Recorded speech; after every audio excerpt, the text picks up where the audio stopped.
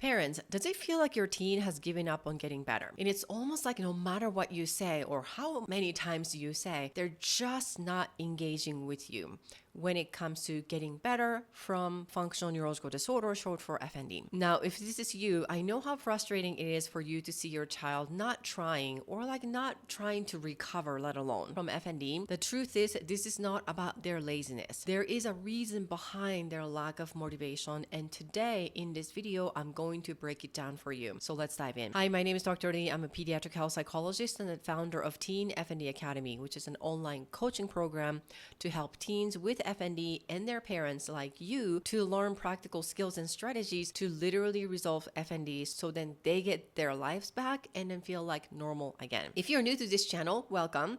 And if you're regular to this channel, I'm glad you keep coming back. But if you haven't subscribed, please hit the subscribe button and then like, so then this really helps to spread the awareness of teen FND, which ultimately help you and your team to get better. So in today's video, I want to talk about why teens with FND don't seem like they're not engaging, especially when it comes to trying to get better. So I can think of two things. One is teens with FND literally do not lack motivation. In fact, it's the opposite. However, what they do experience is that they actually are scared of failing or believing that recovery is not possible. And usually that's not their fault. And here's why. Many times when these teens get the diagnosis of FND, usually they get the diagnosis of FND by a doctor or multiple doctors. And these doctors might say something like FND is chronic. That means in their teen's mind, they're thinking, oh, chronic means it's permanent. There's no cure. I have to live with it, etc., etc., etc. Sort of like a doom and gloom kind of message. Even though the doctor's intention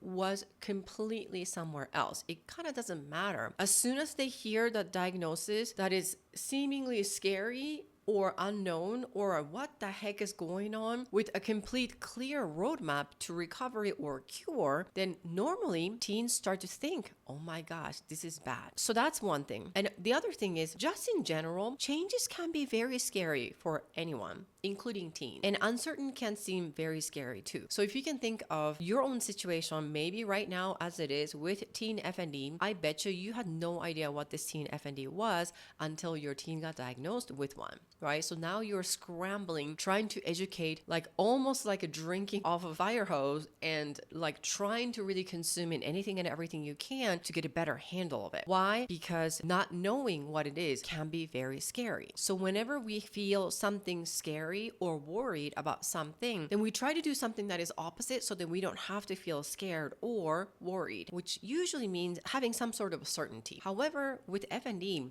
a lot of times it's a symptom without explanation. So the uncertainty is really piling up in the child's brain and body, which makes it really difficult to move from that situation. That's why it looks on the surface that teens are lacking motivation, like, I don't want to do this. I don't want to do this treatment, I don't want to do that, that kind of thing. It's not really the laziness or like putting their foot down. It is just they are scared that they're not going to be able to get better, or they're also scared. What if this doesn't work? Then what? That means I am the one who failed. It is my fault. And all of these things run around their mind in like a matter of a second. And that's why it seems they're not having much of a motivation. Number two, kind of related to that, parents, you guys, unknowingly reinforce this condition by accommodating or pushing in the wrong ways. I've seen this many, many times. A lot of parents are saying something like, no, we think this is an important thing that you have to do it. You have to do it, and we're going to take this screen away if you don't do it, that kind of thing. Whether it's a therapy or treatment or even like my program, right? I talk to a lot of parents who are telling me, yes, we want to do this. We want to join this program. We know this is going to be valuable. We know this is going to be helpful, except my child doesn't want to do it. And therefore, the parents feel stuck, which is, again, it kind of goes back to, we kind of need to figure out where this like a stuckness is coming from, both from your perspective and then also from the teen's perspective. But coming back to you, parents, because of these unknown things, you inevitably try to help in a wrong way. So what that means is, I say it over and over again here, but over accommodating. So things like, oh, you had this episode, you don't have to go to school. You're in pain. Oh my gosh, yeah. But there's no way that you can go to school like this. Kids are going to make fun of you and maybe you shouldn't even do this. Yeah, we should cancel this trip. And then, oh yeah, forget this like event. And then that event, we're going to have to cancel everything. So we're just going to hunker down and then let's see if we get better. And then when we do, then we can come out of the cave and then go back to life. Along the way, what's happening is, again, number one, you guys are coming from the place of good heart and love and care. There's no doubt about it. You just don't know what you're doing. However, this is what's happening. Over time, the behavior gets reinforced. It's almost like having a full-time maid in your house who is living with you, literally accommodating everything to the point of there is a maid who is even like washing your hand when you're done with your bathroom kind of thing, right? So if somebody is there cleaning your house every single minute of the day, how would you even think about going over their duty and cleaning your house on your own? Even though you're thinking, wow, this is good, maybe I should do this sometimes, but then if it's done, you're like, oh, you kind of start expecting, like, well, I probably don't need to do that because there's somebody else who's taking care of this. So then it becomes their problem to solve instead of your problem to solve. The over accommodating is exactly that. Parents are over accommodating their child. Therefore, the child is like, well, there's nothing I really need to do. So what would that look like with teen FND? Exactly like this. Oh, you're having a hard time walking. Okay, here's a wheelchair. Oh, you're having a hard time getting by. Oh, here's the elevator. Oh, you're having a hard time with this. Oh, here's this. Oh, here's that.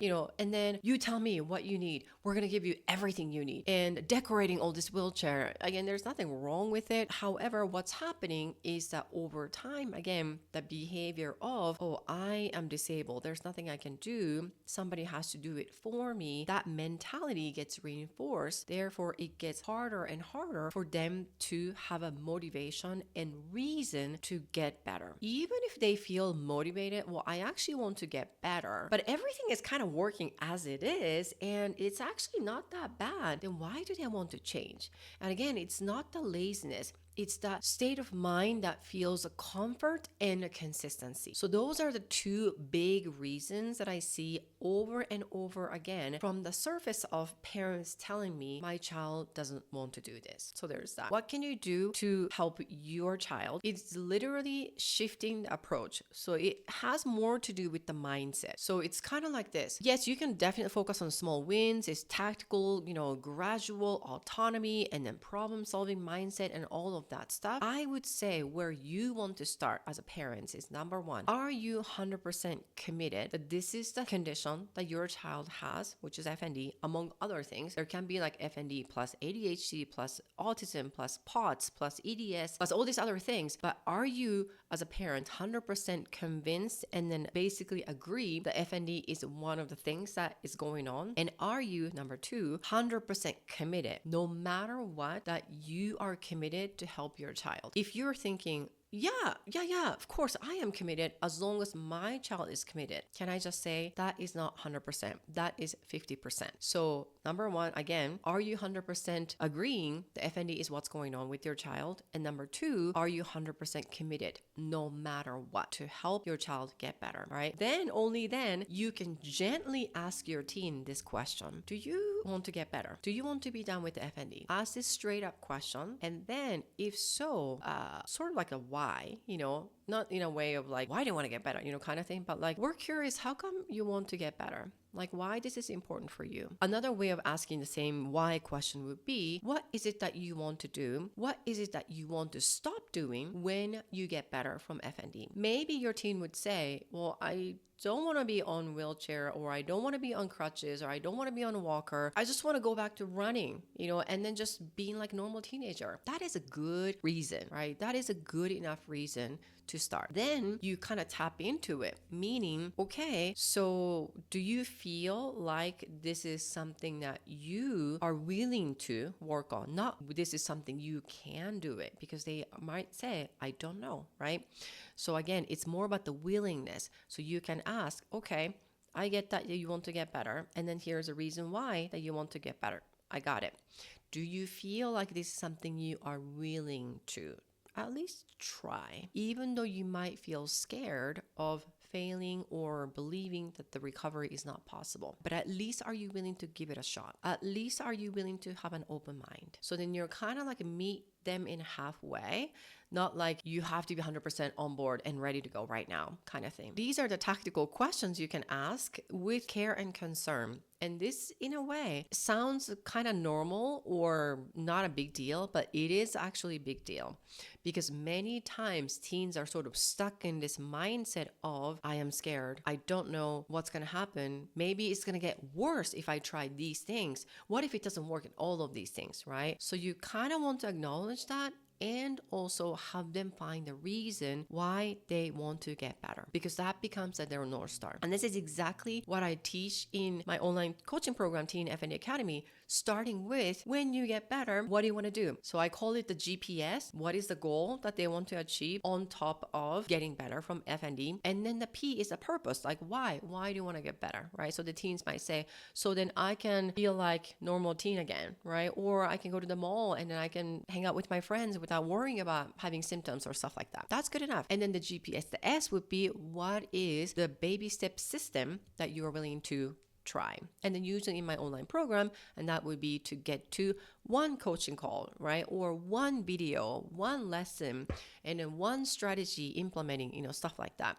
So that is exactly where I start, because again, without that, everything that teen is experiencing can be based on the fear. So we kind of have to go over that. So if this sounds like your teen, then I want to talk to you, because you might be just a few clicks and then few conversations away from unlocking this step-by-step plan inside the Teen FND Academy. And more than importantly, you get your life back along with your child. Click the link below for any questions. If this resonates with you, if you consistently have problem getting to your teen about potential solution that you might have found, I want to talk to you. Well, thank you so much for watching this video, and I will see you in the next video.